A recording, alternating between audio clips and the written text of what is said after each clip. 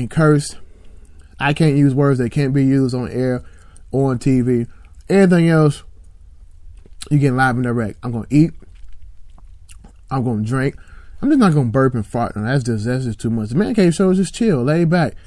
I'm doing exactly what some of y'all doing right now. At home, eating, listening to this show, and I appreciate it. But that's funny he called it right on that basketball cue as well. But the brother has a great story and is able to take his talents overseas. He's going to China to play ball, and I'm gonna say the rest of his story as well when we get into that. But let me get into what a lot of you all have been bitching and complaining about, this Pepsi situation and Kendall Jenner. Okay, first, before I even get into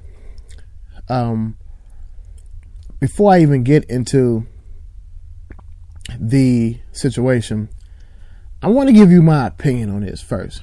So, for those who don't know, there's a ad that Pepsi put out. They pulled was considered to be a controversial ad. In light of, let me start over.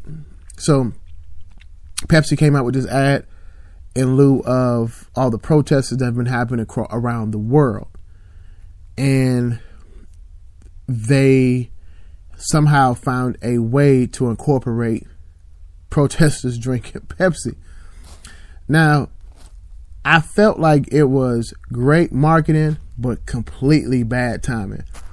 I think maybe like 10 or 20 years, maybe like 10 years from now, maybe you want to go into something light like that, and it's not making fun or patronizing it, but I understand it. But you using Kendall Jenner, who has been a privileged child her whole life, I can see why some people are mad. So let's get into the story a little bit. So on Tuesday, Pepsi released a protest-themed ad starring Kendall Jenner, sparking widespread controversy throughout the Twitterverse.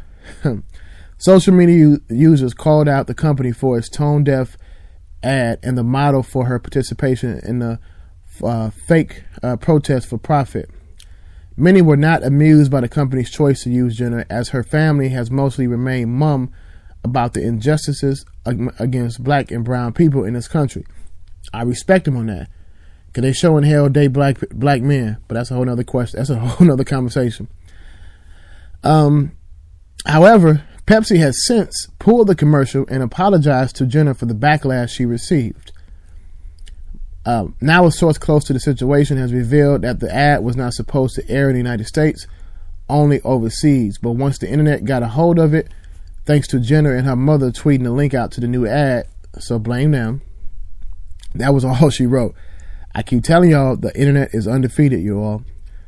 This is the first, end quote, this is the first commercial campaign she has been involved with, sources close to the model revealed, adding that Jenner is devastated by the backlash, even though she had nothing to do with the production and the message of the campaign. She would be blamed for this since she's the face. So, as a person who's done acting and film and etc., when you do, you know the role that you're doing. So it wasn't like she was blindsided when it just came out to be totally what she didn't expect. That's a lie. But anyway, however, the source says this is not a career breaker for her, revealing that the model was paid millions of dollars to pretend to protest and drive the company's message of global unity. But her contract with the company prevents her from speaking on the controversy without Pepsi's say-so. These are some of the sources are saying. The original intent of the commercial, quote, was to mirror all the global protests trying to make this world a more equal place for everyone. The sources were telling Entertainment Tonight.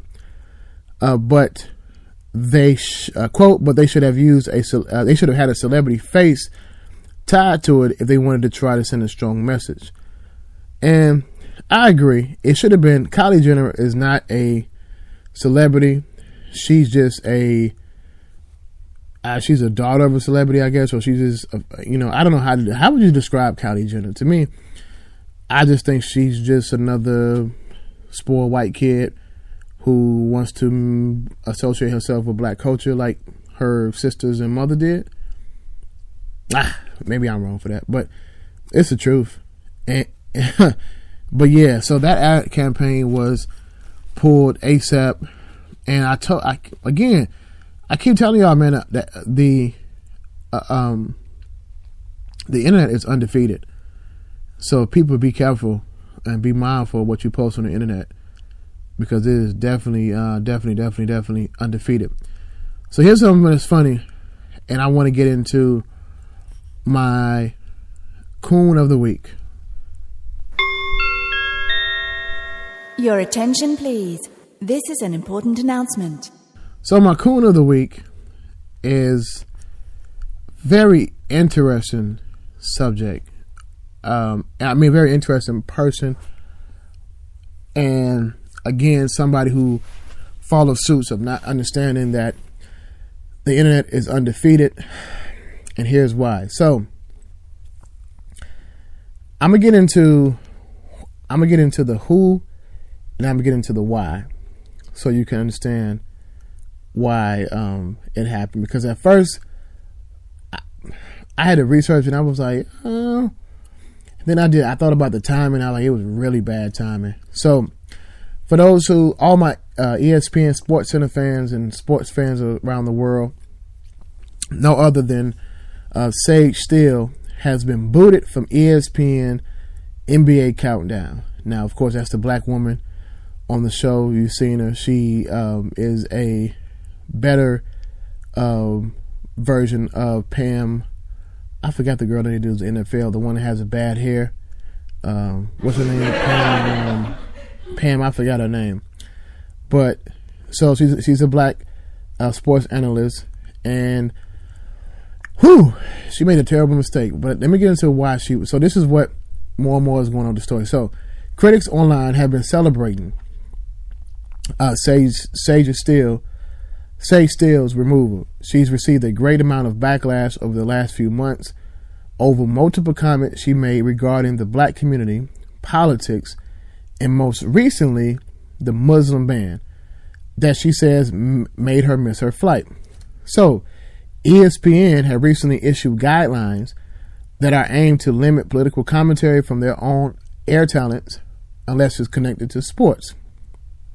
Still, being cut from the show was likely due to that situation, as both announcements were made on the same day. So, I'm gonna get into that too as well. ESPN quoted from saying, "We have they have a politically charged environment and all these new technologies coming together at once."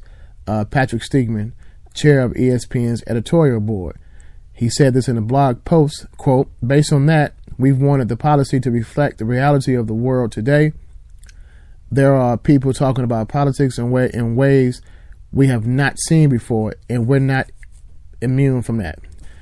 Steele, who's been with the company for over a decade, is still employed by ESPN and will still lead ESPN Sports Center on the road as announced months ago. So basically, she just won't be on the NBA Countdown, which is also a live program that you see before the games as well. So I did the research to see exactly what was.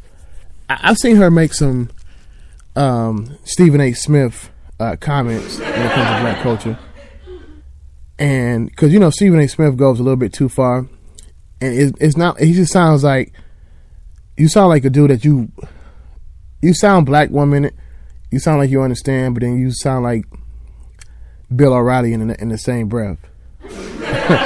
So yeah, she so January 30th, for those who remember, that day was significant because that was the day 45. That's why we refer to Trump. So 45 did the travel ban. Now people are saying Muslim ban. I'm going to refer to it as a travel ban because it just so happened that 7 of them countries happened to be Muslim, but it wasn't targeted towards that per se. But let's get into what she said. So she took to her Instagram and said, quote, "So this is why thousands of us dragged." Now, mind you, she's at the airport, took a picture of the protesters outside the airport. And she said, "So this is why thousands of us was dragged. So thousands of us dragged luggage nearly 2 miles to get to LAX, but still missed our flights. Fortunately, a 7-hour wait for the next flight to Houston won't affect me that much, but my heart sank for the elderly parents with small children who did their best to walk all that way but had no chance of making their flights. I love witnessing people exercising their right to protest, but it saddened me to see the joy on their faces, knowing that they were successful in disrupting so many people's travel plans. Yes, immigrants were affected by them as well. Brilliant," and she tends to use the American flag icon. Now, Say Still is black, and for some apparent reason, I think that she forgot she was black for a moment, and Black Twitter let her ass know she was black. Black Twitter is undefeated. They have dragged several celebrities forgetting that they're black. When it comes, let me tell you this: when it comes to talking about politics, you don't, in all honesty, you don't have to tread lightly. You just have to make sense in what you're saying. Look, people who supported Trump, or people who support Trump that happen to be black, a lot of them haven't stated why. A lot of them want to be different. When they do state why, it doesn't make sense, so automatically you're going to be attacked. But Say Still, this award goes out to you for Coon of the Week, because you not only forgot you were black, but you forgot you were black on a platform that is watched by several million African Americans across the country, and people of brown skin as well, who watch ESPN and watch the fact and followed you on Instagram and social media and saw how ignorant you was. They let you pass a couple times from other comments you've made, but this was just too much, and you are getting a very delayed Coon of the Week. But it brought back memories today when they went a couple days ago when they went ahead and took you off the NBA countdown. They at that point did let you know that you are black still, and to shut your black ass up when it comes to making comments against people of brown skin and a sensitive subject as such. So you have been awarded my Coon of the Week. Enjoy it, polish it, put it up high with your other trophies of ignorance for this week. I'm like I said, and I'm looking at Miss High Tide with Tracy. What's up, Tracy? Tracy's saying Stephen A. keeps it real. Tracy, let me say something. Stephen A. has his moments, right? But Stephen A. is like that uncle that when he starts to drink, he starts saying things that really don't make sense sometimes. You be like, okay, that dude, this has nothing to do with anything, or you're going too far. Stephen A. Smith has rolled. He's a comment away from getting Coon of the Week, but he kind of redeemed himself a little bit. But he's still like, nah. You have a great platform, but you use it in such the wrong way that at times it makes you really look like, dude, you do realize you are black. And that's what bothers me, is that there's only a few black people who are in the news. Even Don Lemon has went on ahead. Don Lemon has redeemed himself. I mean, Jesus Christ. I mean, he realized. Black Twitter dragged him so many times, and then not only are you black and you're on a national platform, then you're gay on top of that, and you just say some of the stupidest things at times out your mouth. You can't ride the fence, man. If you're black and you're on that platform, continue to remain and look out and speak in depth and real when it comes to injustices of black people. That's what it boils down to. If you're black and you're on that platform, keep it real. Don't sugarcoat it, right? People are like, well, they could lose their job. Now they position you in there for a reason. Use an opportunity